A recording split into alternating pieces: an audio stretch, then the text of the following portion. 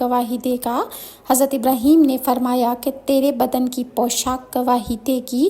پھر اسی وقت کپڑوں نے گواہی دی اور اس مردود ملعون نمرود نے اپنے کپڑے بھی اتار کر جلا ڈالے۔